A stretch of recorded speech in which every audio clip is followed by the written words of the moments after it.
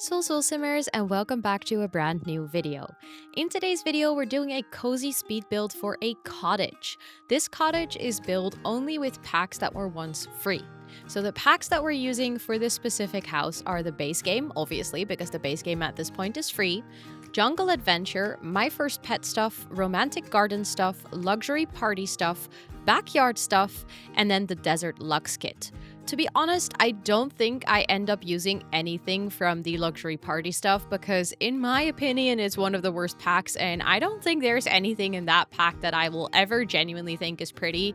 Even if I'm doing parties for my Sims, I end up not really using this. So obviously, we will be mostly using things like the Jungle Adventure, My First Pet stuff, Romantic Garden stuff, and the base game. I definitely was happy the Desert Luxe kit was on this list because it contains my by far favorite curtains for this game ever.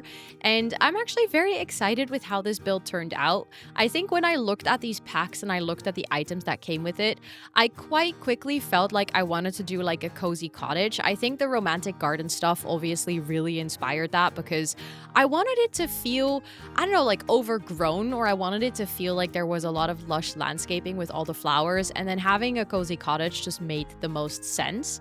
I think in the end, I don't really go for like a super traditional cottage. Specifically on the interior, I don't think it is like very traditional cottagey. I think if we had ever gotten cottage living for free, this would have turned into even more of a cottage. Now it kind of just turns into this cutesy little family home where the outside looks like a cozy overgrown cottage, but I tried to make it really functional on the inside because I can imagine that a lot of simmers will actually have the free packs, or at least some of them. So I was like, you know what? It would be really fun if this is super functional for gameplay and it doesn't just look pretty, because that way we can actually, or like you guys can actually download it if you want to play in it. What you can see right here is that I'm like trying to decorate, like I said, a quite lush and overgrown landscaping. I tried to make it look realistic of like the plants and the flowers and stuff growing along the edges rather than just everywhere. And then from here, I'm basically gonna like fill in the gaps, so to say, with like a little space to sit and some gardening and like some planter boxes. And I was actually kind of sad that laundry day has never been free because this would have been such a perfect place for a little laundry line. But I think in the end, it turned out really cute with like all the different colors of flowers. And I actually loved being able to use these flowers a bit more because for some reason, I sometimes ignore them because they have quite a specific style and they don't always go together with the other flowers that I want to use. So I really enjoyed the opportunity to sort of give some focus to items that maybe normally I wouldn't use as much.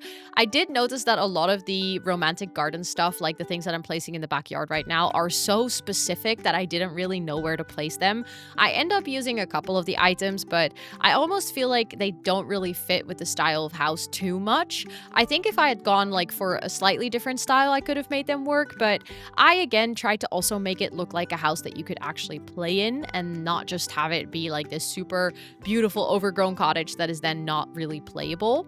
Something that you can also really see me do here is using debug landscaping because I was absolutely working with some of the free stuff as well. So these are all things that come with the pack or the base game, but it was mostly things like the stones and the little stepping stones on the side and stuff that are just simply not available in the base game by default. Like they are there, but you do have to enter some cheats. If you're curious on how to do that, I actually recently released an episode of my series called The Builder's Bootcamp where I show you how to do this. So feel free to check out that playlist on my channel if you're interested. But I love working with debug specifically for landscaping because I feel like not only is it free, but also there's just a ton of items that you will not find in the regular landscaping category. And basically from here, you'll see me kind of moving towards the inside. I had made a pretty big house. At this point, I think I'm realizing like, oh, maybe this is not just a small cottage for one or two Sims, but I can actually make it more like a family home. Originally, I was gonna go for a little bit more of just a cottage for maybe one or two Sims. And then I'm seeing this floor plan and I'm realizing like, oh, actually, I think I might be able to make this like a 2 or 3 bedroom house. At first, I was thinking of doing a bedroom at the top floor, but I realized with all those weird corners, it might actually be hard to fit in a bathroom and then have the space for the stairs somewhere, but then also have like a sensible space for maybe a double bed or anything. So I ended up going for 2 bedrooms downstairs and then just having like a general living space in the middle. And then I just decided to use the upstairs completely for skill building and for like toys for the kids and stuff. stuff like that. The house will end up with 2 bathrooms, which is quite a lot considering it also only has 2 bedrooms. The kids' bedroom, I do end up making a double bedroom, so there's space for a toddler and a child, and then eventually if the toddler would grow up, you could add like a double bed or something. But I think it is a quite realistic house of like, hey, these are, I don't actually know the price of this house. I didn't actually check how expensive it turned out to be, but I do feel like this is one of those houses that you'll play in with your family while you're sort of starting out, and then eventually they might upgrade to a bigger home where the kids would have their own room. But I feel like size-wise, it's a very playable house, and I do enjoy that. I do enjoy houses that are not too big, and I think it is nice that because of that attic, there is still quite a lot of space for skill building. So I end up adding an easel and a lot of toys for the kids. Also, I add like the computer up there and just a bunch of decoration to make it really look cute and lived in. With building this kitchen, I am slowly starting to realize that I hadn't really made any plans for the color scheme, but I really liked the blue swatch on this kitchen, and that ended up determining kind of the color scheme for the rest of the house because I just went for something like really warm and cozy with a lot of blue details. So the bathrooms end up being blue, and in the kids' room, I end up adding a lot of blue, and the parents' room has a lot of blue, and I just kind of figured that is a color scheme that I don't do very often. I don't go for like darker wood with blue because for some reason in my brain, one is like such a warm color and the other one is such a cold color that I never actually combine them, even though specifically darker blue with brown is like super chic and I actually really like it. So I don't know why, even though I like it, my brain will still be like, yeah, no, it doesn't work together, shouldn't combine it. So this build like definitely kind of took me out of my comfort zone for that. I also added this rug from my first pet stuff because I was like, when do I ever get the opportunity to use this? I feel like in this house, it sort of fit with the color scheme. It was definitely a commitment to go for that rug. It might not really fit the style of the house, but I was like, YOLO, why not? Let's just add it. And in the end, I think it really brings things together. And yeah, I just really enjoyed sort of experimenting with this build and experimenting or like exploring different items in the game that I might normally not use. Specifically because these are also packs, like they were once free, but also they are packs that are quite specific in style.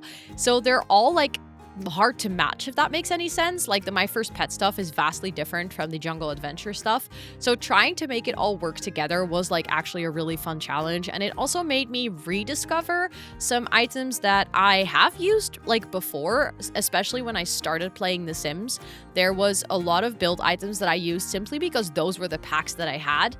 And then over time, I got more and more packs. And eventually you kind of start to settle on these are my comfort items in the game. I will always use these because I know where to find them and I know that they exist. And doing pack limited builds like this really challenge you to sort of get out of your comfort zone and reassess the build catalog in The Sims and refigure out what items you want to use and just kind of challenge yourself to get out of that bubble of your standard items. So for anyone who feels like they're a bit in a building rut, if you're like kind of trying to figure out what you want to build or how you want to decorate and you feel like you keep making the same thing over and over in The Sims, doing a pack limited build like this is super fun to sort of re-inspire yourself with what you can do in The Sims.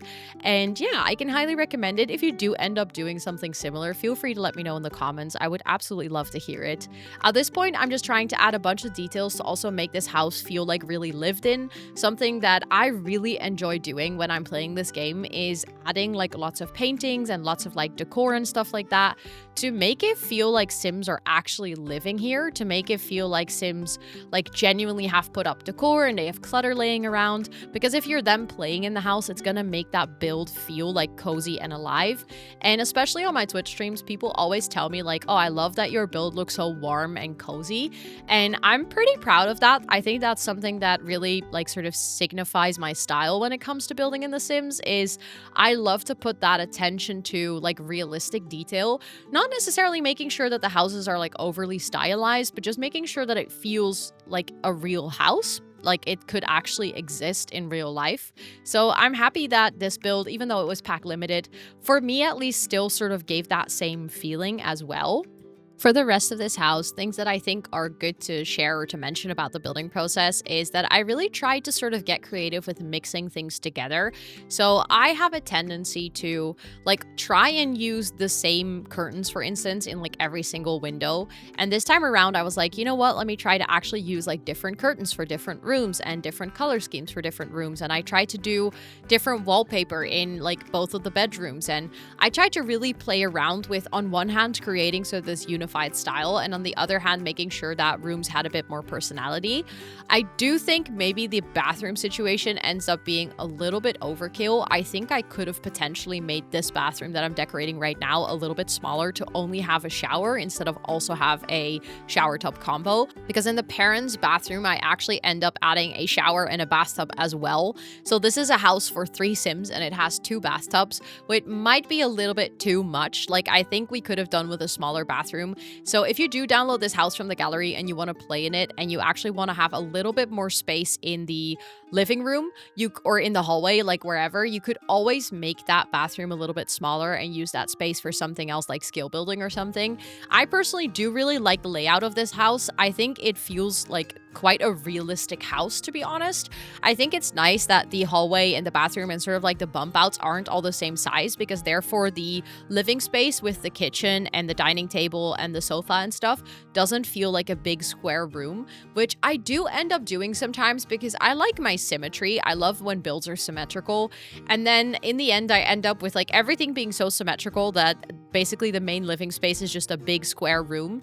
And then it gets really hard to actually make the spacing of that work. This would just be a tip from me for anyone who's building. Like, if you're ever struggling to make a floor plan work, that's probably because your rooms or spaces are a bit too rectangular or square. Like, try to make some bump outs, try to make the space maybe like not perfectly mirrored, and just make sure that, you know, like asymmetry, I think, in building in The Sims can really save you. I think it really adds sort of that more natural feel to a build, like the more natural dimension.